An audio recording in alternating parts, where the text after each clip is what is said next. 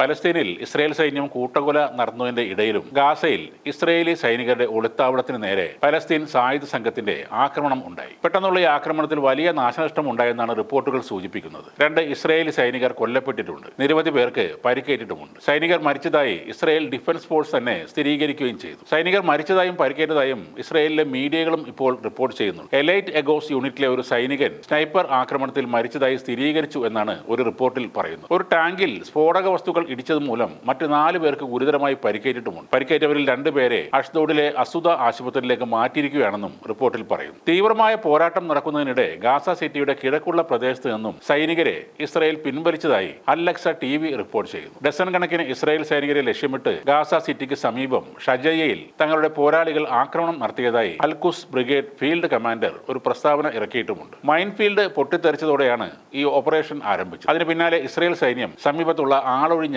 Civilian വീടുകളിൽ അഭയം തേടാൻ നിർബന്ധിതരായി. അതിനുശേഷം അൽ-ഖുസ് സായുധ സംഘം അവരുടെ ഒളിത്താവളങ്ങൾ ആക്രമിക്കുകയായിരുന്നു. ഞങ്ങൾ കൃത്യമായ ലക്ഷ്യത്തോടെയാണ് ഇസ്രായേൽ സേനയെ ആക്രമിച്ചതെന്നും ലൈറ്റ് മീഡിയം ആയുധങ്ങൾ ഉപയോഗിച്ച് വളരെ അടുത്തു നിന്നായിരുന്നു ഈ പോരാട്ടമെന്നും അൽ-ഖുസ് കമാൻഡർ പറയുന്നു. തെക്കൻ ഗാസയിലെ ഖാൻ യൂനിസ് പ്രദേശത്ത് നിരീക്ഷണം നടത്തിയിരുന്ന ഒരു ഇസ്രായേലി രഹസ്യാന്വേഷണ ഡ്രോൺ തങ്ങൾ വെടിവെച്ചിട്ടതായും അൽ-ഖുസ് ബ്രിഗേഡുകൾ ഒരു പ്രത്യേക പ്രസ്താവനയിലൂടെ അറിയിച്ചിരുന്നു. ഗാസ മുനമ്പിൽ ഉടനീളം പ്രതിരോധ പ്രവർത്തനങ്ങൾ ശക്തമാക്കിയിട്ടുണ്ട്. ചൊവ്വാഴ്ച കിഴക്കൻ ഖാൻ യൂനിസിലെ ഒരു ഇസ്രായേലി കാലാൽപ്പട യൂണിറ്റിനെ ആക്രമിച്ചതായും D9 മിലിറ്ററി ബുൾഡോസർ സ്ഫോടക വസ്തുക്കൾ ഉപയോഗിച്ച് തകർത്തതായും പലസ്തീൻ സംഘം പറയുന്നു. മാർച്ചിൽ പോരാട്ടം വീണ്ടും ആരംഭിച്ചതിന് ശേഷം കുറഞ്ഞത് 30 സൈനികരെങ്കിലും കൊല്ലപ്പെട്ടതായി ഇസ്രായേൽ വൃത്തങ്ങൾ സമ്മതിക്കുന്നുണ്ട്. ഗാസയിൽ കരയാക്രമണം ആരംഭിച്ചതിന് ശേഷം 438 സൈനികരെങ്കിലും ഇസ്രായേലിന്റെ ഭാഗത്ത് നിന്നും കൊല്ലപ്പെട്ടിട്ടുണ്ട്. അതേസമയം ഗാസയിൽ കൊല്ലപ്പെട്ട സൈനികരുടെ യഥാർത്ഥ എണ്ണം ഇതിലും കൂടുതൽ ആണെന്നാണ് പലസ്തീൻ വൃത്തങ്ങൾ പറയുന്നത്. അതേസമയം കഴിഞ്ഞ 48 മണിക്കൂറിനുള്ളിൽ 300-ലധികം പലസ്തീനികളെ ഇസ്രായേൽ സൈന്യം കൊലപ്പെടുത്തിയതായി ഗാസ ഗവൺമെന്റ് മീഡിയ ഓഫീസ് അറിയിച്ചു. 48 മണിക്കൂറിനുള്ളിൽ 26 കൂട്ടക്കൊലകൾ ഇസ്രായേൽ സൈന്യം നടത്തിയെന്നും ഗാസ